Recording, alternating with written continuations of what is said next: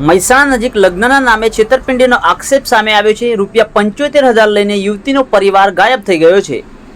મહેસાણા જિલ્લાના ધોળાસણ ગામના એક પરિવારે લગ્નના નામે છેતરપિંડી થયાનો આક્ષેપ કર્યો છે। ત્યારે પ્રાપ્ત માહિતી મુજબ ધોળાસણ ગામના ઠાકોર પરિવારના યુવક સાથે બનાસકાંઠા જિલ્લાના તોરણિયા ગામની ડામોર સમાજની યુવતી લગ્ન કરવામાં આવ્યા હતા। પરિવારના જણાવ્યા પ્રમાણે તોરણિયા ગામના વતની જયંતિભાઈ હમીરભાઈ ડામોરની દીકરી આશાબેન જયંતિભાઈ ડામોરના લગ્ન ધોળાસણ ગામના ઠાકોર ગણાજી સાથે કરવામાં આવ્યા હતા।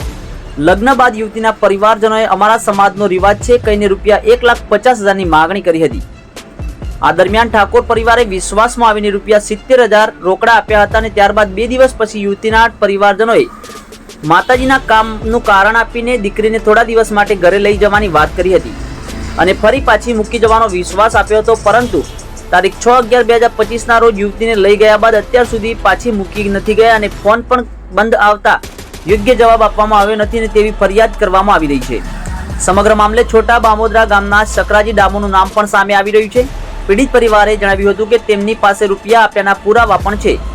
હાલ આ બનાવ અંગે પીડિત પરિવારે ન્યાયની માંગણી કરી છે અને પોલીસ તંત્ર દ્વારા યોગ્ય તપાસ કરીને કાર્યવાહી કરવામાં આવે તેવી પરિવાર માંગ ઉઠાવી રહ્યો છે। વધુ સમાચારોને અપડેટ્સ માટે જોતા રહો online TV news. Suresh Thakor Kheralu સાથે યુટ્યુબમાં સબસ્ક્રાઇબ કરો, ફેસબુકમાં ફોલો કરો અને ઇન્સ્ટાગ્રામમાં ફોલો કરવાનું ભૂલશો નહીં।